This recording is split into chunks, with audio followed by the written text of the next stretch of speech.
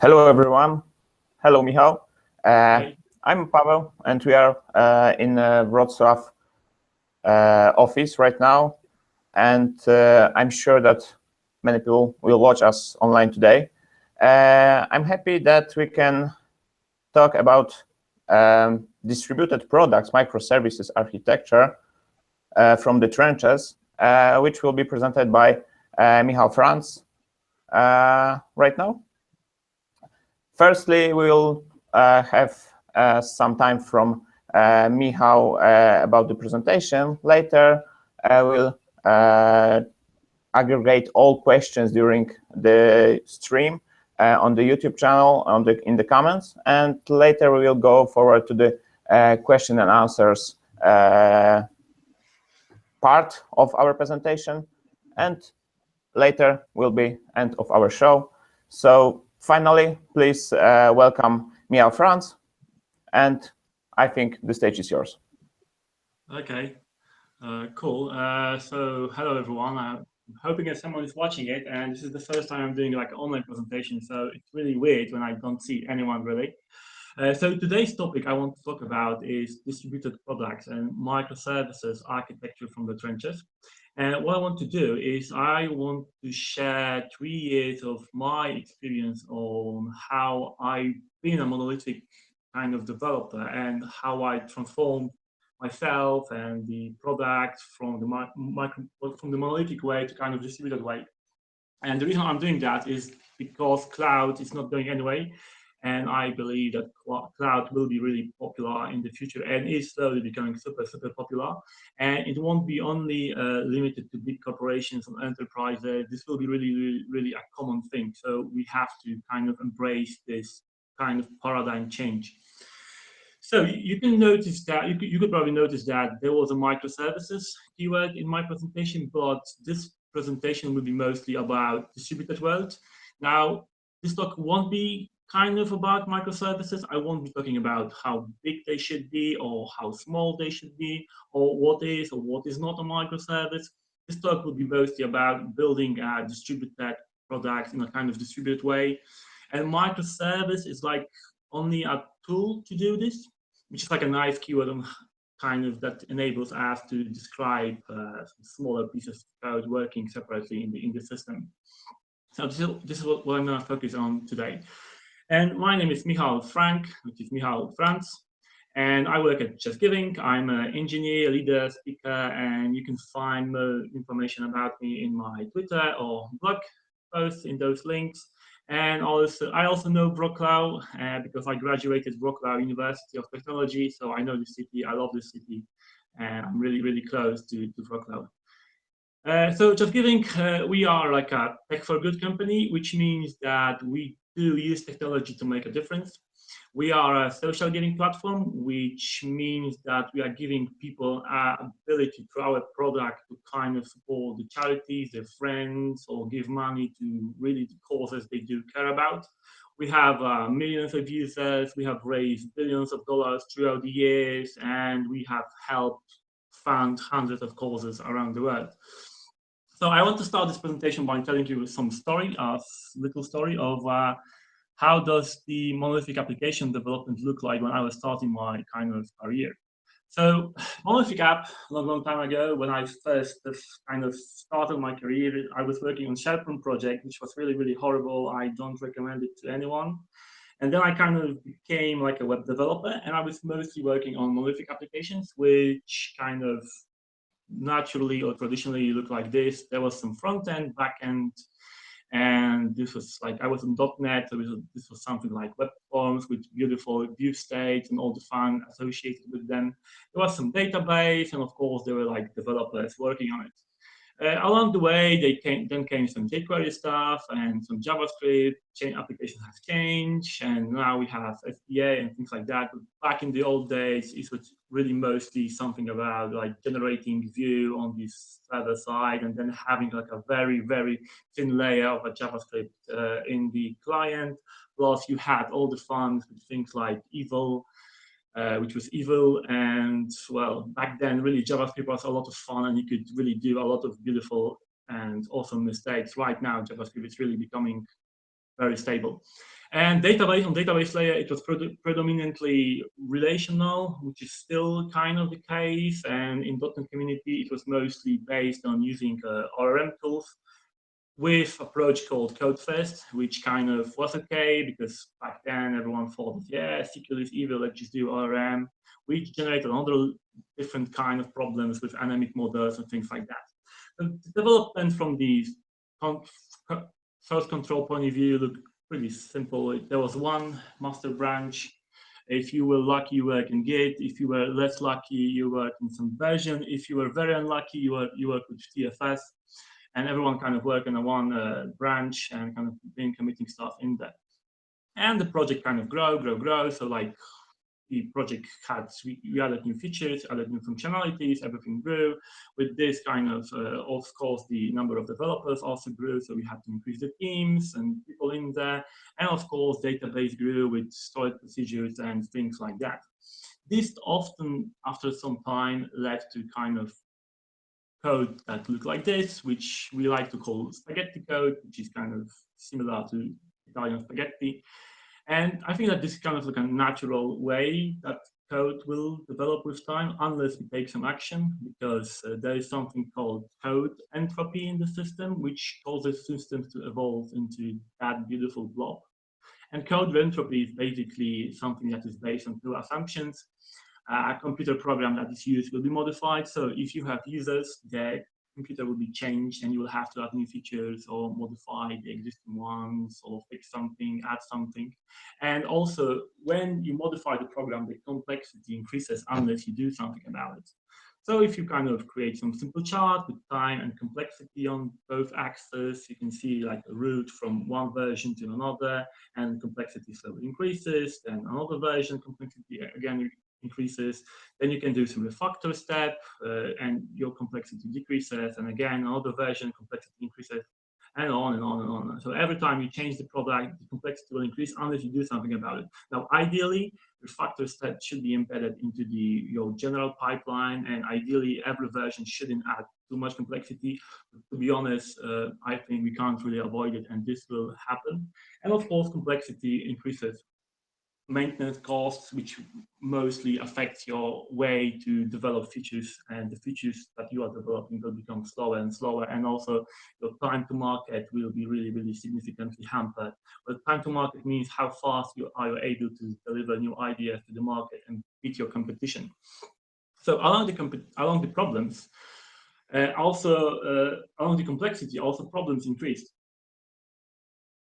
Because if your product was successful, and probably it was, because otherwise you wouldn't be working on this Monolith app and it wouldn't grow, the scale of the product also increased. So like more people use this, and with the increase of the scale, the number of problems slowly increased. And like in this example, with this scale, like I still be in like a green zone. Our product was still able to survive this, and we could still respond to all the requests sent by the users. Then with some time, the product went into like a orange zone, which was kind of already having some smaller issues and problems.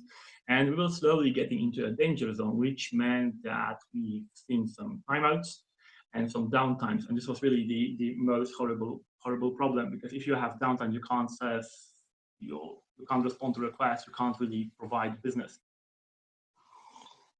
So to fix complexity, we can do refactoring, we can fix our technical debt. To fix scaling problems, well, you have to scale your monolith. And one way to do this is you scale it vertically, which means that you kind of expand the power of your servers your monolith is on, which is called vertical one. Other way is kind of to clone the existing monolith and kind of do it horizontal, which is called horizontal. So which means like you're kind of not having only one monolith server, you have multiple servers in there. Now, the problem with monolith scaling in a horizontal way is that you are already adding some complexity, because you have to kind of add load balancer in there. Because if you have many multiple servers and you have users requesting for the stuff from the servers, you have to kind of make sure that all the requests are handled correctly and the load is really spread around. Now, when we kind of, in my case, when we kind of expanded horizontally, there was another problem that we have found out, and database had become a bottleneck. So when we added this one server, it was okay. When we added all the server, it was becoming slightly problematic already. And then there was a disaster. Database had become bottleneck. So in order to fix it, of course, you have to also expand it vertically, which means that you are making a more powerful database or things like that. The other way to do this, in case of database, of course, you can also expand it horizontally, which means you will create like a separate multiple databases or servers, but then you have a problem with data replication, which is really not, well, it's doable, but it's getting, again, making things really complex and much more complicated. The other problem we have found out when working in a monolithic way and monolithic approach is that, this is old slides, okay. Sorry, I have to restart 1 second. Just yeah, have a little problem. Yeah, nothing serious, just give me a second. Yeah, this was just an old slide from the old presentation, which I just removed because it was completely useless. So the other problems we have found out when working in a trunk and one repository was that it increased number of developers. We have noticed that they are that this is becoming slowly problematic. And while growing and increasing the team, we also hit the problems with like a single repo subversion or Git-based approach. And 20 engineers pushing stuff on the one repo caused CI failures, blockers to other devs, blockers to our testing department, QAs, and of course also our team city started to burn. And from time to time, one of the developers sometimes kind of did something beautiful, which is called Git force push, because probably he or she wasn't able to kind of do something. So yeah, let's do push. And of course, this always ended horribly. And with one single repo, everyone was affected. And well, this image takes a long time to load. Well, it's too big. Okay, but yeah, you see that value is dropping down. It was really problematic.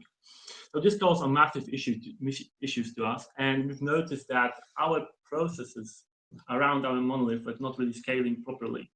So we kind of introduced, in a kind of version control way, kind of introduced Git flow, which was interesting. It helped a bit, but it was really complicated and made our whole process complicated. It solved some of the issues, but also kind of added more issues on top of that. So we were spending a lot of time kind of orchestrating the releases, different branches, different packages, different versions. It was really becoming a huge problem. And our releases were kind of about 2 weeks. We spent 1 week coding, 1 week stabilizing, and everything had to be orchestrated between different teams, people working together. Sometimes some people were blocked because they already finished the coding. Maybe if we were lucky, we could use Git and they could work on different branch, but still we were not mature enough to kind of embrace the decentralized way of coding and using Git, and we were kind of using like subversion system, just like that. We were missing some automation tests back then, and all the testing was kind of based on manual testing. So this is also another problem. But even with those 2 weeks releases and kind of, which are really big to me, with 20 developers working on one trunk, we had other problem, which was called Big Bang deploys. It's when you kind of spend too much time building product and you acquire a lot of changes that you want to deploy, and you have like a big package that you're trying then to push through your continuous integration or deployment system, which is always a kind of a bad idea. And ideally, you should have releases like that when you kind of try to push smaller system. It's like smaller packages. It's like committing culture when you try to make really small commits and you don't want to make them too big, because then you're gonna create more problems. So I just said all of this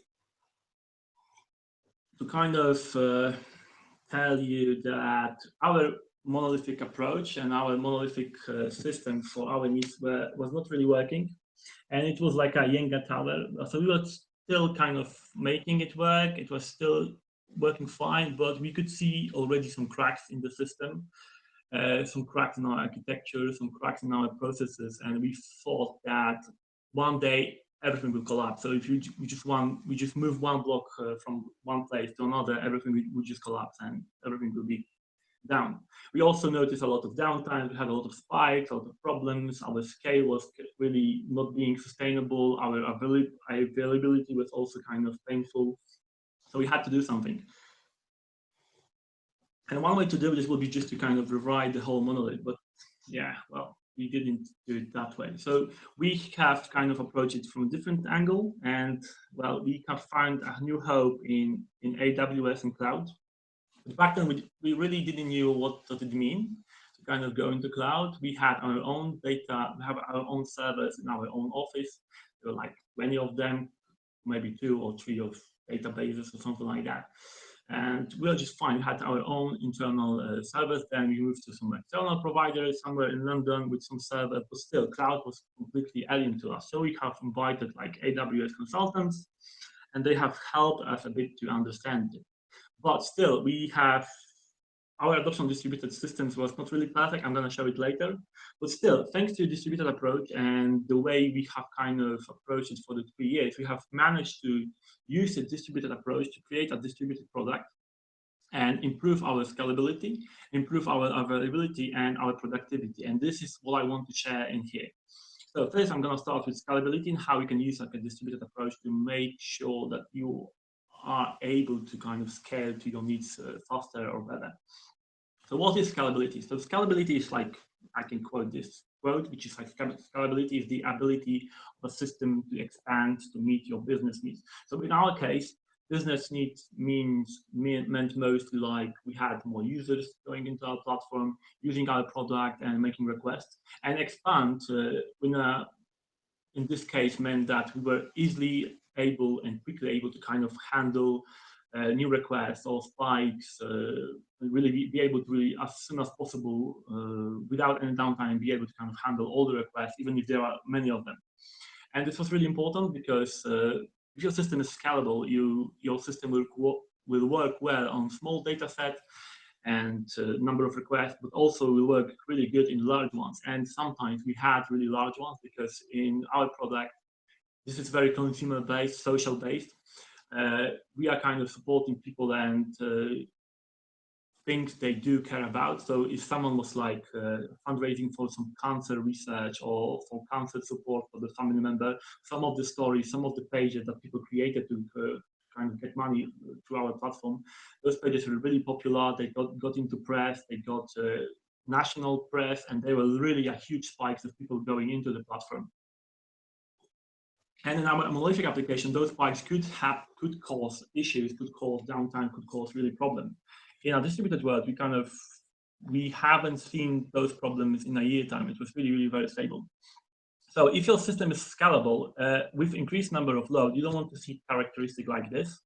When it's like stability of your product kind of decreases, you want to see characteristics like this.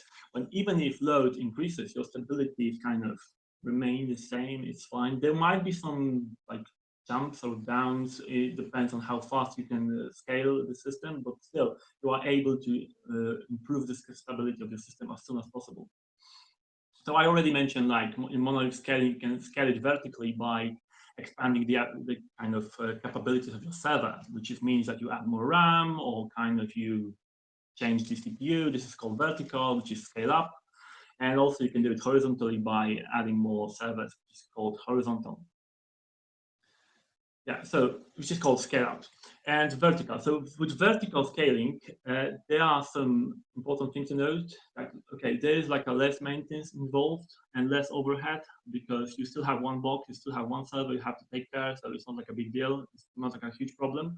But there is a problem with that you can't really do a continuous upgrade, which means that if you want to like expand sometimes capabilities of your server, it will have to be shut down and you have a problem in there. So vertical, if you have one box, you have a problem. And also there will be like a one point of failure if you have one box and you only expand it vertically, which means that you kind of expand its capabilities. If it fails, you have a problem. And also it's limited because the capacity of a single machine, it will be limited, and scaling beyond that capacity will involve, well, there's an upper limit that will cause you a problem. And this limit is kind of, this limit is because our hardware is limited. If you look at this chart of CPU power and speed, performance on single thread and everything like that, you can notice that the single thread performance is really not moving that much anymore. Now the number of cores increases and probably L1, L2 cache is kind of making the CPU a bit more powerful, but still this is not gonna be, you're not gonna be able to just scale vertically and be able to kind of scale your system properly or your product properly. Even if you look like in AWS, you could vertically scale and change the box and what kind of version of box or what kind of type of box you have, and you can increase the number of CPUs or number of memory or number of SSD storage, or even maybe change some speed of your SSD or things like that. Like we have some new SSDs right now, which are based on PCI, which are really, really fast. But still, there are some limitations. And important thing to note here is that vertical scaling is really, really limited. Okay, so the answer to this, like to get past the vertical limitations, you need to really adopt horizontal scaling. And an important advantage in horizontal scaling is that you can provide new and more options on how you want to do this. And you can also do increase the capacity of the product on the fly. So you can kind of add new boxes without affecting the other ones. So you can really, really scale like really fast and better. But there are some problems. This is not a silver bullet. Well, because there is a higher maintenance and you have to spend more time maintaining the service, you have more servers to monitor, you have more problems, and you have to take care of more things than just one. And all of this is really, really more complicated, and it's not a silver bullet, and there are problems associated with it. Plus, if your code is not properly optimized or you have certain problems that you're trying to solve, sometimes horizontal scaling will also hit a limit and you can't do everything. Sometimes you have to change completely maybe the way on how you approach the coding problem. But those problems are not solved by horizontal or vertical scale. Those problems might really be solved in a completely different way, like changing the way you compute stuff, or even moving your computations to some specialized server farms and things like that. So apart from that, apart from vertical and horizontal scaling, when you kind of adopt the distributed world, you kind of get like the horizontal duplication, which is like cloning services, but you can also get different options. And this scale cube kind of shows those options too. And if you look at this point, it's like 0, 0, 0, it's like where the monolithic system kind of is. Now you can move the monolithic system by horizontal duplication and move it a bit to the other point and kind of scale it a bit. Now vertical is not mentioned here because vertical has its own limitations. So it's really, you will hit a limit one day and it's not really fully scalable. So horizontal kind of will help you a bit, but there are other ways kind of to do this. And those ways are like functional decomposition and data partitioning. So if you look at this point, 1, 1, 1, you can kind of get into maximum scalability. Well, it's not really true that this is a maximum scalability, but yeah, but this cube is only here just to kind of show you that there are other ways also to do this, which is like functional decomposition and data partitioning, and I'm gonna talk about them right now. So this is like another kind of graph to show you briefly what functional decomposition means and what data partitioning means. So functional decomposition is kind of like you have this monolithic system with some services, you kind of spread them around, the same with database, but I'm going to show you just in the next slide more in a more detailed way. So let's imagine like you have like a very typical monolithic application, which is like layer based. I'm not gonna go into hexagonal architecture right now. I do know that hexagonal should be right now the cool kid in the block, but let's just keep it simple and let's focus on like a layered application. So we have traditional three layers, which is like UI layer, service layer, and persistence layer, which gives you access to the database. So what functional decomposition means is that you kind of spread around those layers into different services. So, example, like you have one URL layer in there, so you can kind of move the URL layer to like a simple web separate some part of the code into separate services. And you can notice here that there is no persistence layer in here because like persistence layer is like this small red rectangle in here. So every service kind of manages its own way on how to access the data. And of course, there's still one database. So which is kind of an anti-pattern, but we'll be talking about database later. Yeah, so now the tricky question might be like how to do this decomposition. Now, okay, this is like really difficult and you have to really be careful on how you do this, because if you do it too granular, you will create too many services and you will increase the complexity and maintenance of your product. If you do it too high level, you will kind of inherit the same problems you had with the monolithic approach. So you have to really be careful. I'm not going to go into details on how to do this, because I think there is no perfect answer, and you have to do this by try and error, to be honest. And you have to understand your system, and you are the best person to kind of understand your domain and kind of understand how you would like to do this, and how you should do this. But like to kind of even show this in a more detailed way, let me go into more complicated example, if we can call it complicated. And let's just discuss this kind of monolithic application, which has in the UI layer 3 different web applications. Which one is like extranet, which is like available to the users, intranet, which might be available to your staff in your company, and people could use the intranet to kind of change the product, how it looks like, how it works. And there's of course some API layer, which is kind of, it's cool to have API these days, because it kind of enables you to give integrations to different systems, maybe different developers. They can use your platform, they can use your data, they can use your functionalities in special ways. And on the service layer, I think that this is from store product or something like that, you will have some order layer, inventory, service, content, stuff, product code, and things like that. And of course, there is a persistence layer, which gives you access to the database. If we kind of functionally decompose this one, it will kind of look like this. So we have 3 different web apps, which are green boxes. So we have one app, which is extranet, intranet, and API. And we also have those parts of our codes and our service layer kind of separated in a separate service. And again, they are like red rectangles in here, which mean that kind of the very thin persistence layer. And you can notice all the connections here, and this can be fixed with something called API gateway. So instead of directly coupling the web applications to the internal services, you can kind of create API gateway, which is like a middleman that will kind of make sure that the communication happens there and the services are not tightly coupled. And with functional decomposition, I mentioned that it helps out with the scalability, but how it really helps out with scalability? Well, it kind of is helpful, because instead of kind of doing a vertical or horizontal scaling on top of the whole monolith, you can do things like that.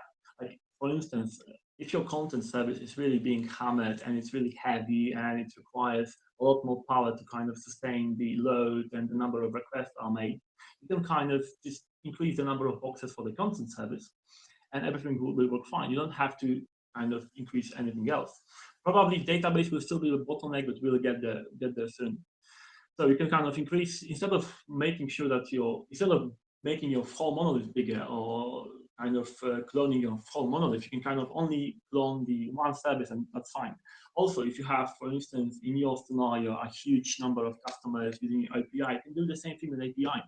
So this is like why the functional decomposition can help in the scale. You can kind of make sure that you are scaling the important bits, not the whole system, but kind of the important bits. So I also mentioned that there is this one big data, and let's go into kind of how we can use data partitioning to make sure that product is also scaled better or more. So so this database right now is kind of problematic, because it's also one point of failure right now, and you can call it database integration layer, which is very helpful, and it helps in how you do programming, but it's really, really very risky. So data partitioning basically means that you are kind of splitting this database into separate, smaller databases, which kind of look like this, which is great. And if in a perfect world, it will work like that. But if you have monolithic big system, you won't be able really to do it fully like that. There will be some problems. But let's imagine that this is like a new system, or maybe like you've been able to perfectly partition your database into different services. So content service is using only data required for it to use, and it doesn't care about anything else. Other services do the same, and things like that. So then you can do also similar thing, like you can scale content independently from everything, and you can also scale like this one database only needed for content, and you can kind of make it bigger. Or you can also make something else, which is like completely change the database engine that you are using there.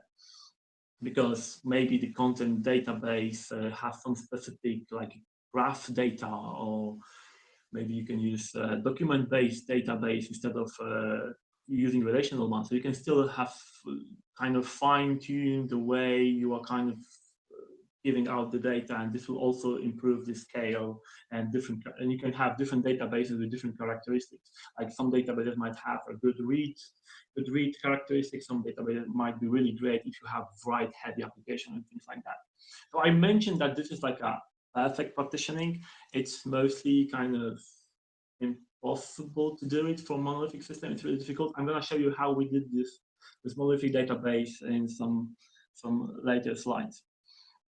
So benefits of using data partitioning, there are some of those. And those benefits are like kind of, if you divide the data in a different service, I already show you that you can kind of improve your scale because you can change or scale the database only in the place where you really need this. You also kind of improve the performance of your smaller databases because they have to operate on smaller data sets. So you're not only operating on like a big one huge database, you kind of have smaller data set, and this will kind of slightly improve performance. Now, I know that with monolithic database, you can also create queries that will use only the smaller data sets, but still, if you split the database around and you kind of make them smaller, you will force yourself to work in a different way. If you have one big monolithic database, this will kind of, sometimes there will be problems with developers or DBAs making too complicated queries or trying to aggregate too much data. Well, this can also generate other problems, which I'm going to mention in the next slide. Now, the other benefits are also security, because you can have different securities per different databases. You can also have kind of store maybe a very sensitive data in a special database somewhere, and which is like super secured. And this, of course, is something that's super secure that might be not super performant, or there are some checks when you try to read the data and things like that. So you can kind of improve the security and also performance by moving this data in a separate database and hide it somewhere, and keep the data that is not super secure in maybe less secure way, which is kind of performant or more scalable and things like that. And yeah, so you can kind of have different strategies. And you can also have different strategies on how you manage backups of different databases. Maybe some of the data is not really like critical to your usage, so you can kind of have it in less stable, less performant way. It's kind of data that might be a good example is like logs. Well, logs are really useful, but it's not like critical to have them all the time. It's better to kind of be able to support the customers and their requests instead of kind of be always, instead of having the logs always there and being able to read the logs all the time.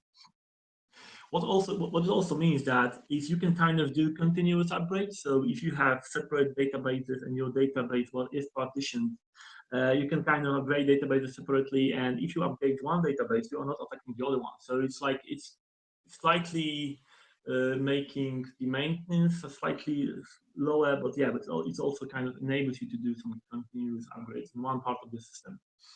And there's also no single point of failure, which means that if one database goes down, not the whole system goes down, and you can kind of protect yourself. And I'm going to show later how you can do a distributed UI that will make sure that even if one part of the system goes down, you can still support the users and not everything is down, which of course improves the availability of the product. Now, the problems with data partitioning, there are a lot. And most important ones are maintenance, because if you have more databases, and well, you will spend more time maintaining them, which will increase your costs and increase your complexity. And it's not only complexity with how you manage database, it's also complexity of your programming model, because you have to kind of differently approach the design of application and differently approach the way on how you program stuff. But the most important problem is when you kind of writing monolithic applications, I noticed that transactions are really kind of considered as the best way to do stuff, and transactions, and kind of you design and model problems using kind of assuming that they have to be transactions. Now, it doesn't really is true. There are ways on how to model programs, model solutions without even using transactions. But yes, I do understand that transactions are really important.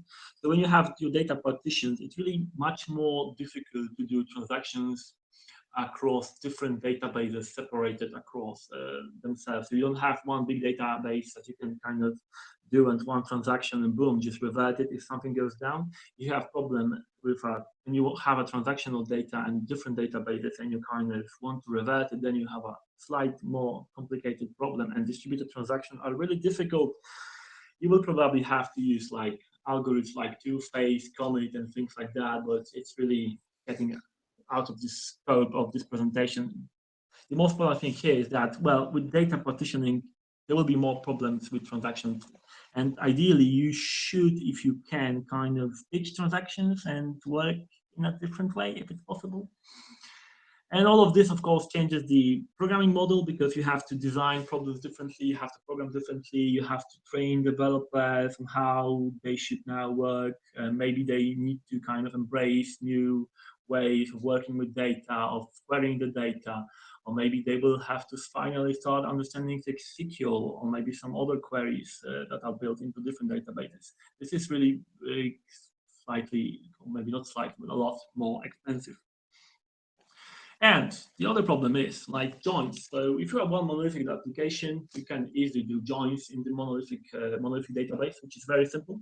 Or like in distributed database, when you have like different partitions and different data stored differently, what if like all the service wants to access the data of the content service? Well, it gets a bit complicated, because then you, for instance, have to do something like that. Like all the service is asking the content service, hey, give me the data.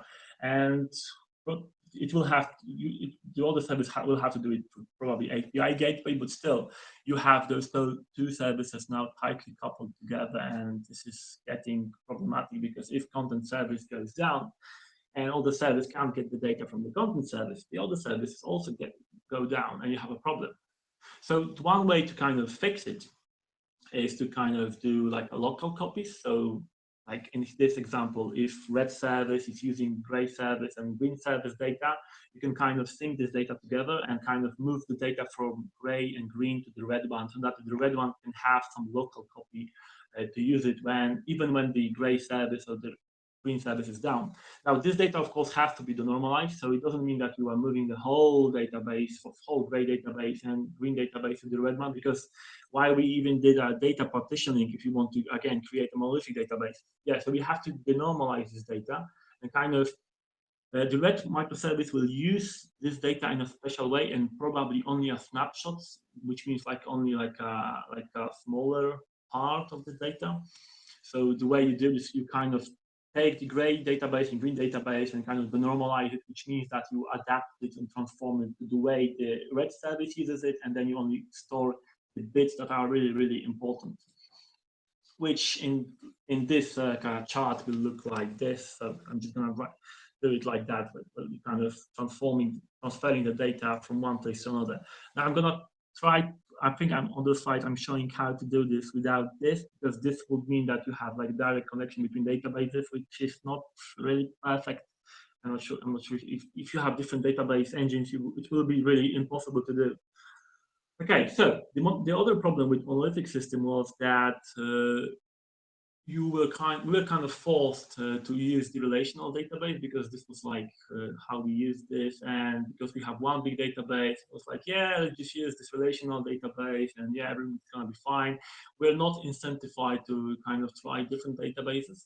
And with distributed world, when you kind of started adopting distributed system, we kind of felt a bit of freedom. I'm not saying that you can't use different NoSQL databases if you have a monolithic application, but because it was monolithic application, we were kind of discouraged to use kind of different engines, but in distributed world, we kind of get a lot of freedom. And it was like I'm not gonna say wake up call, but like a start signal that, hey, yeah, let's do and let's use different databases. Now, it ended sometimes horribly bad and sometimes really good, but it's really important to kind of try to embrace different databases and some NoSQL databases, because you will find we need to get experience in that, and you will find better ways to kind of solve problems if you know those databases. So there's a lot of options to choose from. And if you look at this this chart, okay, this is not a chart, but this table, you will notice that relational databases are still the most popular one, but there are other ones that are gaining some popularity. Now, MongoDB actually is the fifth one in here, which I've heard horror stories about Mongo, but those horror stories are mostly from developers that kind of use Mongo with an assumption that it will behave the same as relational database, and probably people thinking that, hey, let's do transaction in Mongo and then everything's gonna be fine, which is not really the case. Mongo works in a bit different way. If you look at the trends, and this is kind of interesting. So the relational databases are the red ones, and you can see that popularity is slightly increasing, but it's like staying the same. But the popularity of other services is kind of increasing with time. Other databases is kind of increasing with time. It means that more and more companies are kind of embracing the water. I'm getting water. Yeah, so it means that other companies are also embracing different database approaches or database models, and they kind of try to mix and match them. So you can see like databases which are time series or graph or search or document ones are really slowly getting some popularity. Now it's not just the same as relational numbers, but we are still getting there. So with databases, there are many different options to select from, and you can kind of, based on how you use the data, on how you do stuff, you can select different databases. I'm not gonna go in the details here because you will probably have to do 10 sessions like this to kind of discuss every database. Plus, I'm not really an expert in them. I'm kind of familiar with key value stores and two maybe document databases, but like other ones like data structure servers or grid databases, this is completely something alien to me, and object-oriented databases, I just heard about them when I was doing this talk.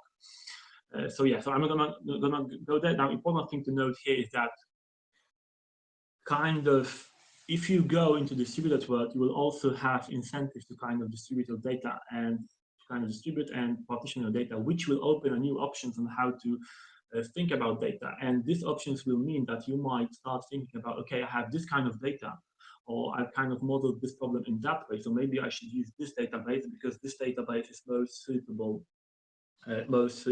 to my needs, and those needs will be better served with that database, and this will improve the scalability and performance of this kind of access to data. Okay, so a lot is talking about data partitioning. So, well, actually how to do this. So when we did it, our first iteration looked like this, which is an anti pattern.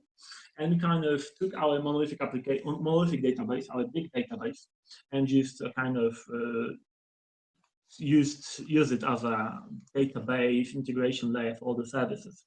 So at the beginning, we didn't have proper data partitioning, and we kind of did this that way.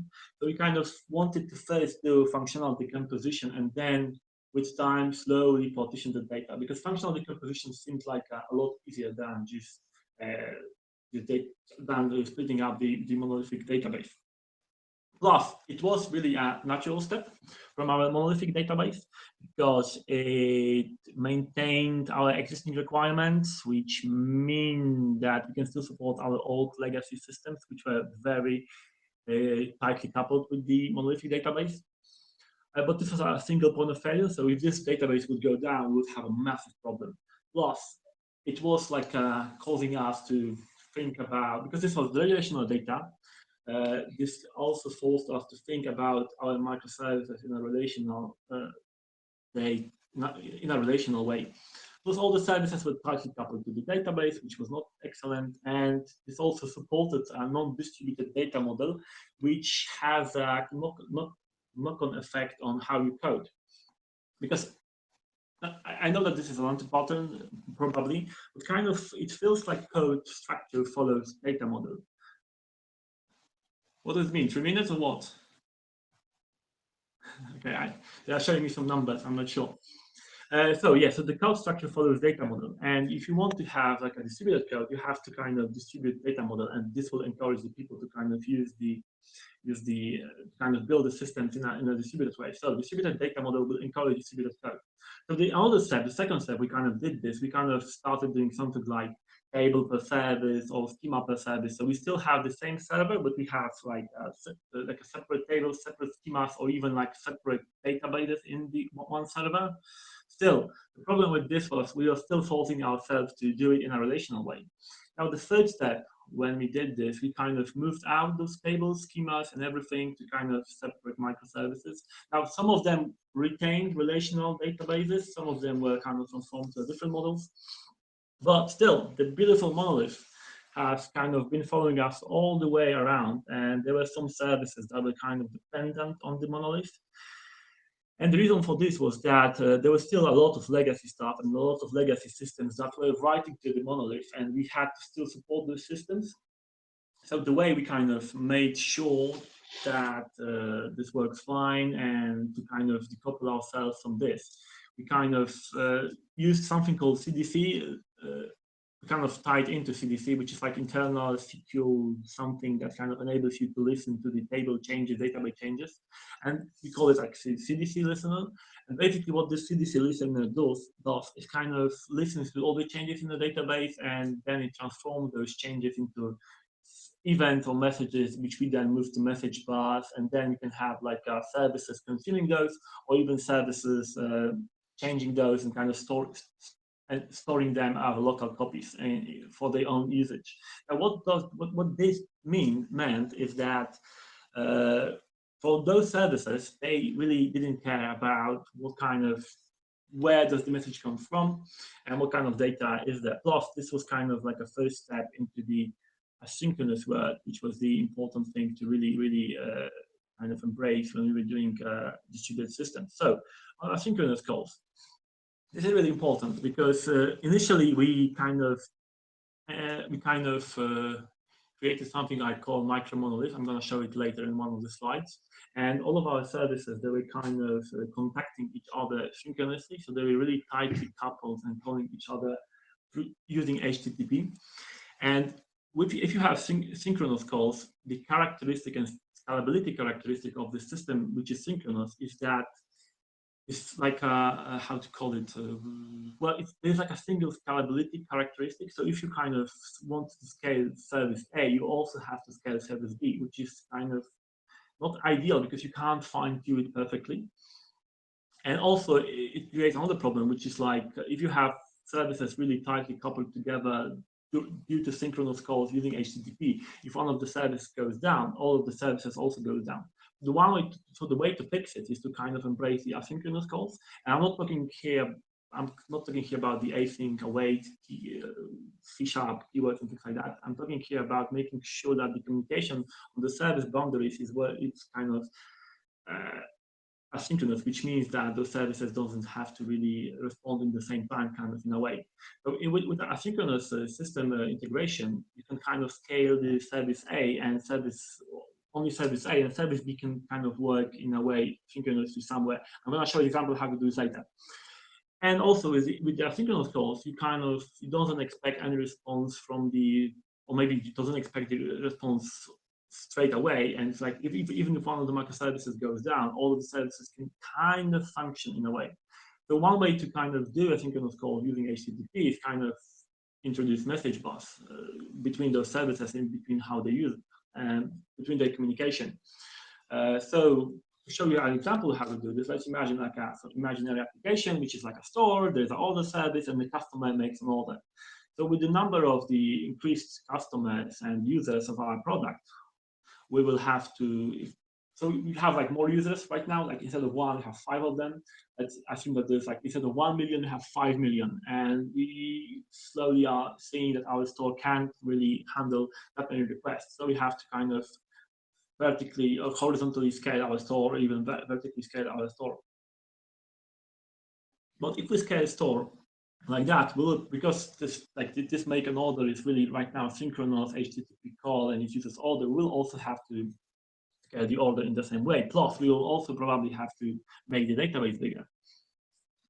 So in kind of avoid the order scalability, kind of avoid ourselves to be forced to kind of make the order scale or make more order services or make the order bigger, we kind of have to introduce like asynchronous calls in a way in here using like a message bus.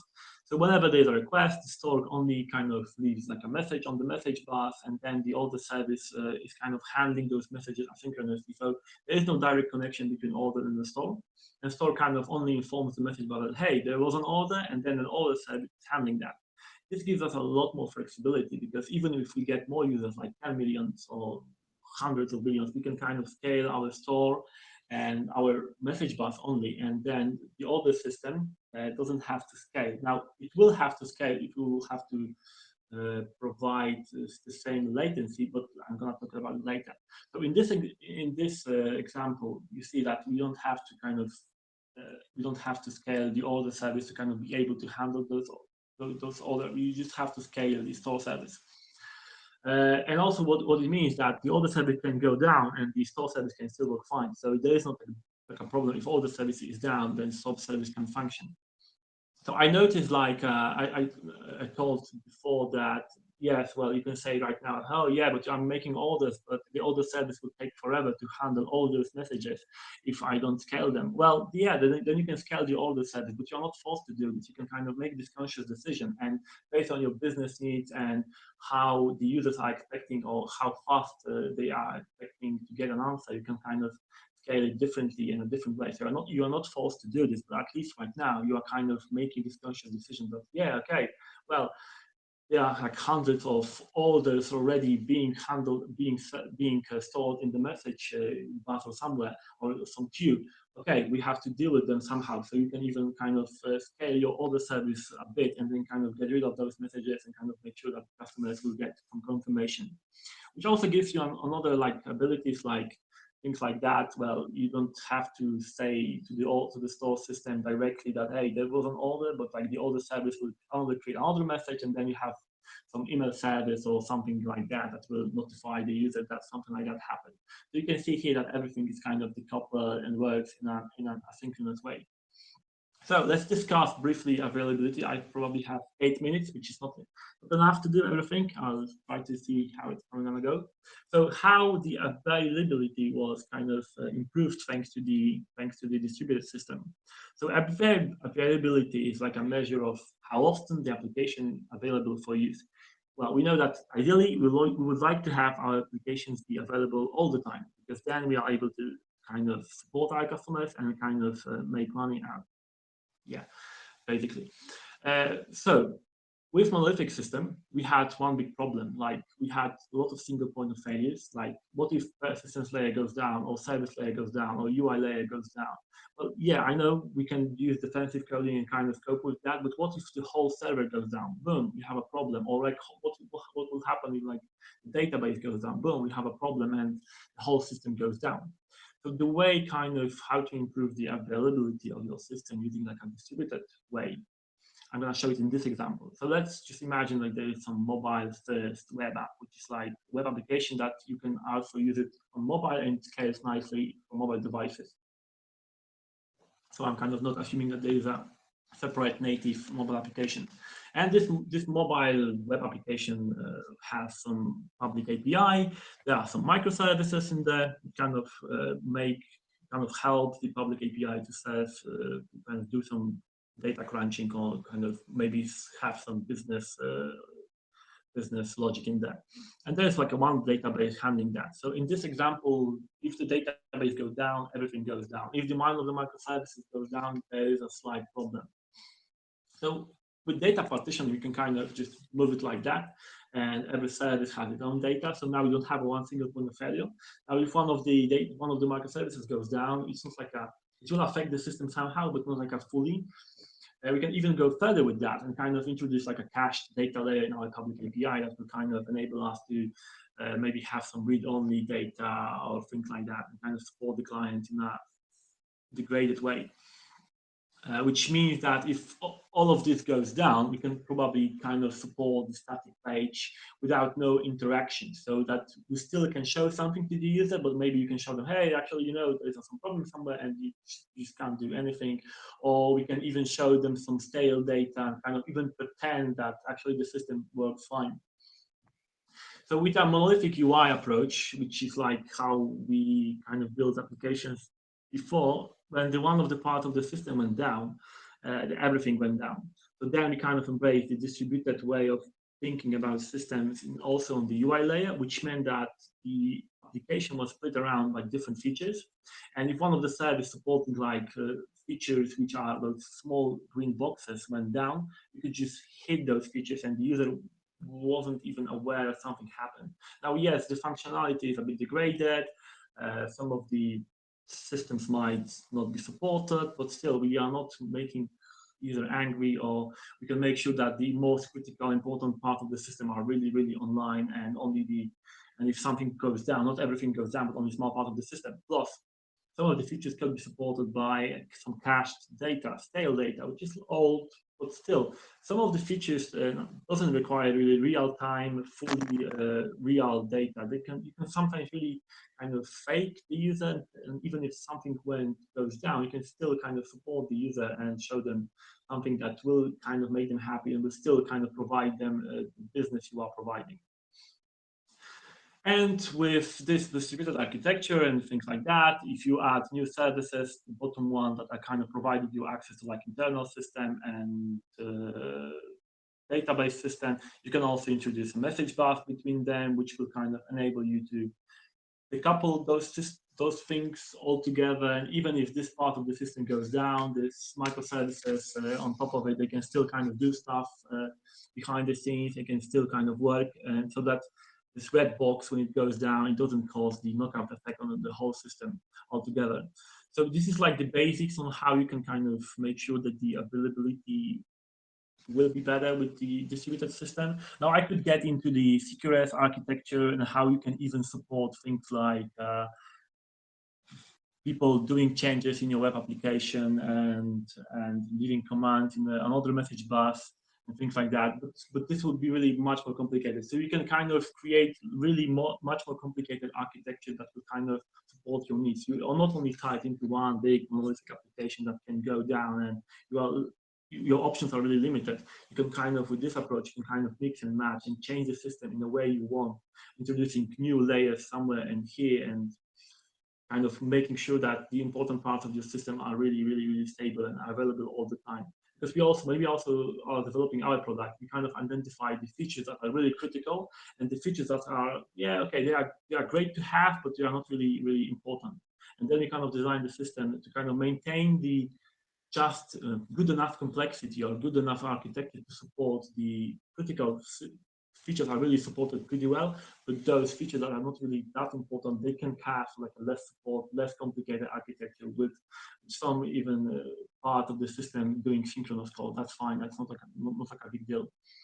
The last part is like we have kind of noticed that the distributed approach kind of influenced our productivity. And we've noticed that all the teams have become a lot more independent, and they started doing a lot more independent daily releases instead of waiting 2 weeks. Right now, some of the teams are able to do daily releases, which is really, really great for us. There's a lot smaller orchestration, especially if you have your microservices version. You can still release stuff with new version, and then different teams can kind of work on a different version, maybe not upgrading to the new one because they are not ready. Still, there is some implicit maintenance and complexity, but kind of we've noticed that it really helped us to develop stuff and product in a different way, in a more productive way, in a lot more simplified process. We have different teams working on different packages and doing releases separately. And what is really important is that you can't just adopt a distributed way of building products and approaching the problems in this distributed way in the same company structure you had before in a monolithic way. So if you want to kind of adopt the distributed architecture, you also need to completely change your team structure and culture around the company, because distributed systems, they do require distributed teams, and this is really important. Now, what is really also important to notice here is that distributed means that it's not really a free lunch. Now, it's more complex. It's really more expensive. It requires a different programming model. It requires completely different patterns, and there are many traps. And one of them is micro monolith, which I'm going to show in next 2 slides. But let's discuss another problem, which is network layer. So when you're working in a monolithic application, a single process application, everything is cool. Maybe you will do some multi-threading, and maybe you will do some cron jobs, and you have some jobs running in the background, but still everything is kind of self-contained. You don't have a network problem. All the processes, they can contact each other pretty easily and quickly. But if you do a distributed system, you will have to kind of fight with the beast, which is network layer. And network layer is really, really a nasty beast because it adds latency problem. it adds a lot more complexity. It adds debugging problems because you can't just easily debug your application by just running the debugger and just going through the process. You don't have access to all the memory because some part of the systems are probably behind a message bus, or some part of the systems are in some other microservices. Debugging is really much more complicated. Plus, there will be some security issues, so you have to really be careful on how you expose your network to the outside world.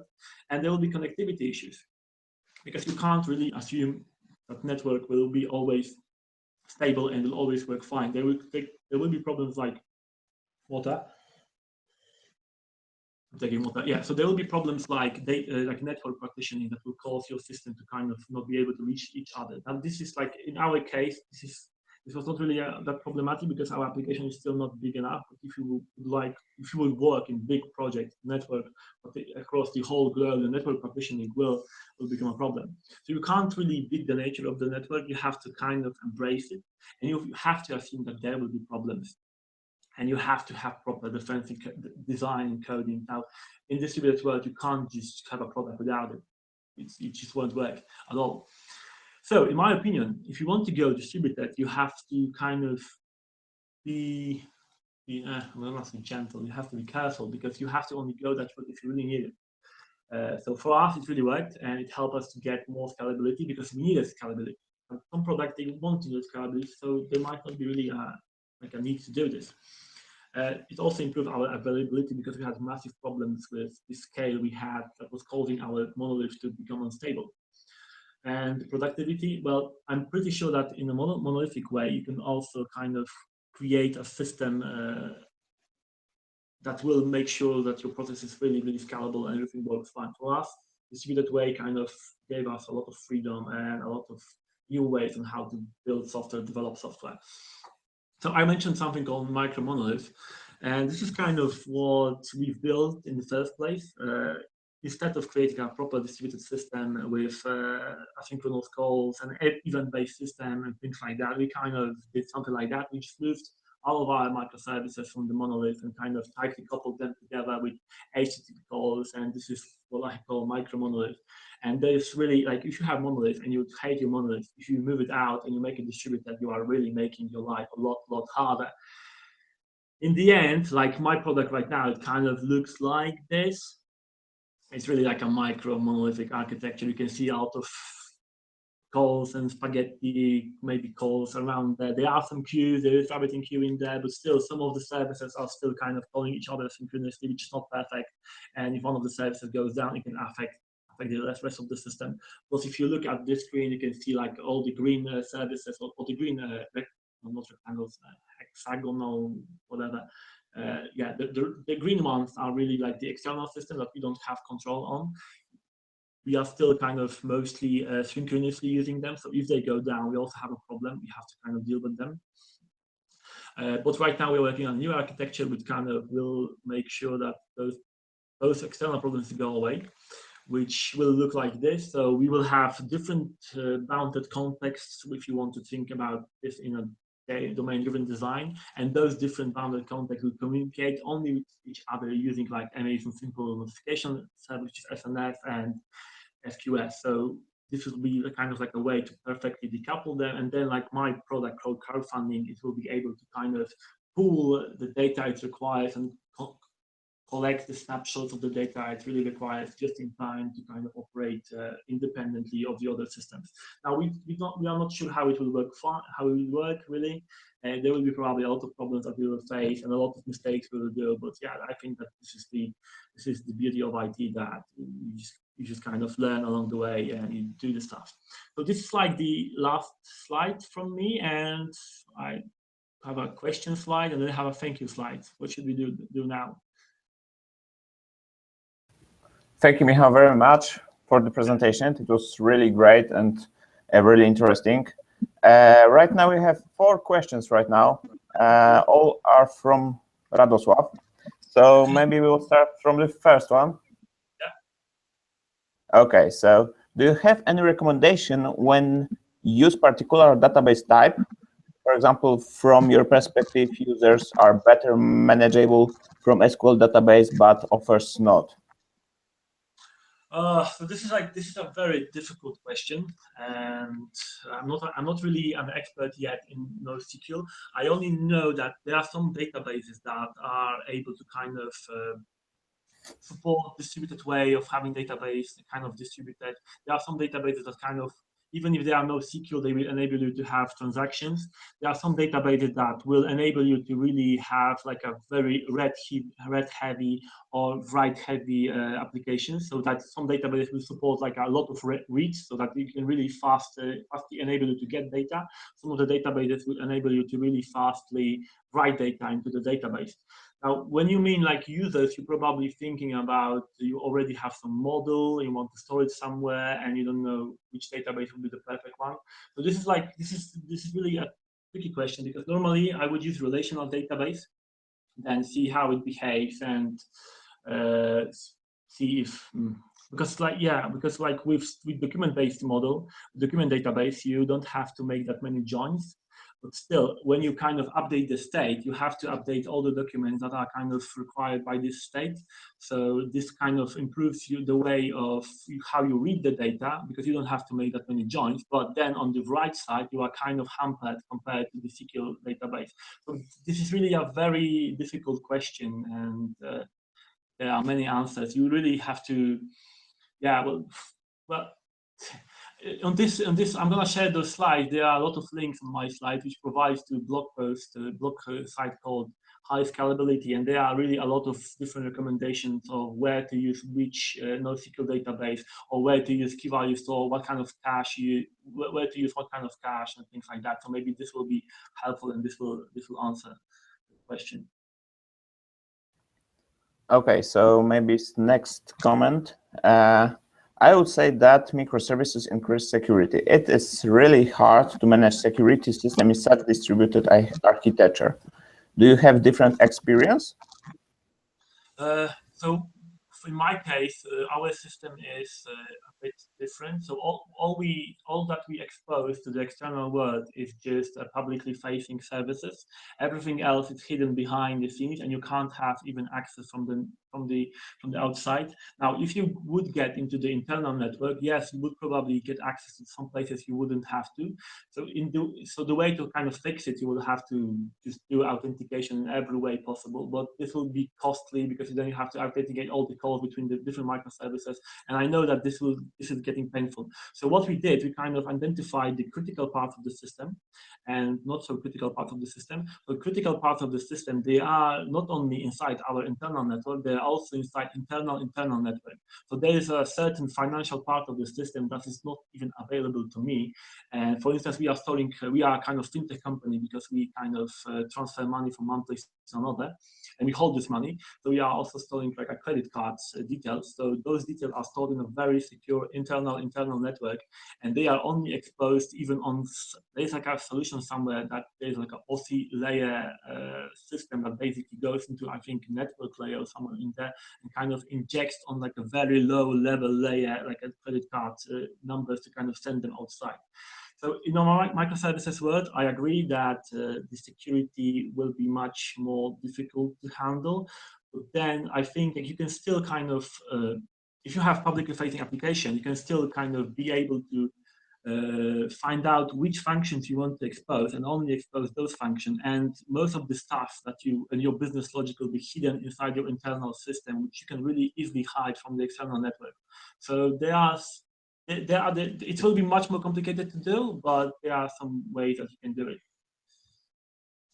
So we haven't got any problems with security for the past 3 years. The only problems we have right now is someone is trying to hack our publicly facing applications. But it's like, even if they hack it, they only have access to really not relevant data. They can't do really a lot of harm, because everything is hidden behind.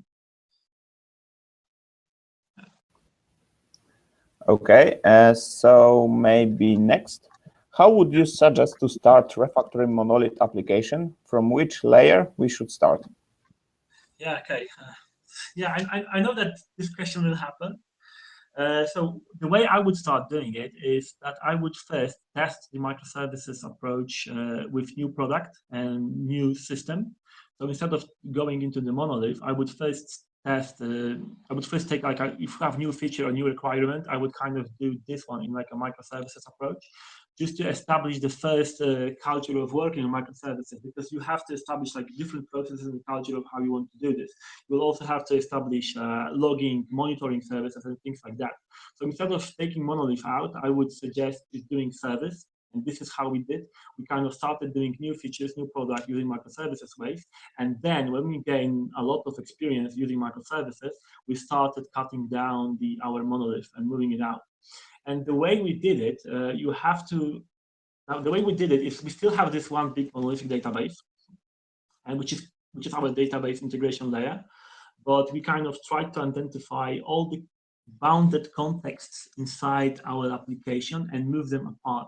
So we haven't been thinking about the layers. We've been thinking about what kind of bounded contexts and business contexts we can identify inside those three layers, like the ones that are kind of getting across those different layers and kind of move them around. So I wouldn't say that you have to approach this problem with, let's move one layer to the microservice. You have to think about what kind of business objectives this service will be doing, and you have to find out in your monolith basic business logic that you are doing, and move this business logic into separate microservice. So it's not about moving like layers, but moving business operations, business methods into these separate microservices.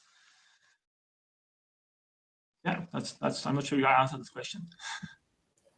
Okay, so the next one from Radosław.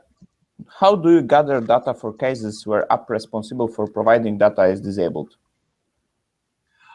So like I mentioned, some of this can be done in a way that you kind of store the cached data somewhere.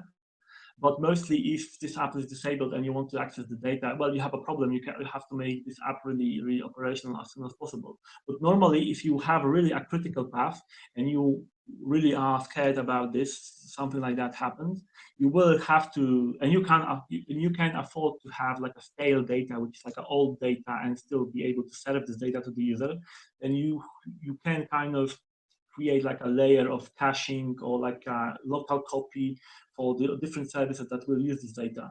And this is how kind of we approach it in some ways.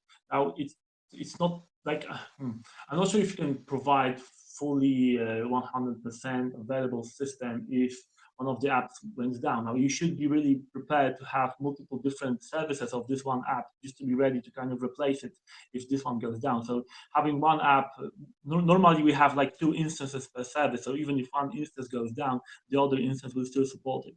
And even if this is even if those 2 went down, we can easily kind of spin up new boxes just to kind of be able to serve the data. So there are different strategies. So there is no single answer on how to do this. You have to really understand your domain, how the product is being used, to kind of identify on how risky is the lack of data, and then maybe identify if you can kind of use the local copy or not. If you can't use the local copy, then you have to make sure that the services are really working fine. But you would have the same problem with Monolith. If one part of the system brings your whole system down, you also will have the same problem.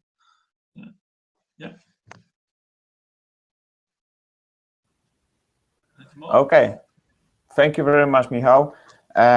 Great questions, great answers. Thank you very much. It was really amazing, really inspiring presentation. We have one more thing to present, to say for our viewers. One question about the presentation that will provide you the ticket to the Wroc conference. And the question is, what are 2 basic ways to scale your server? And please provide the answer in the comments below the stream. You can provide your email address, or we'll contact you as soon as possible after if the answer is okay. So right now, thank you very much. And I think, once again, the question, what are the 2 basic ways to scale your server? Thank you, Michal, very much. Yeah, thank you. Thanks all, and goodbye.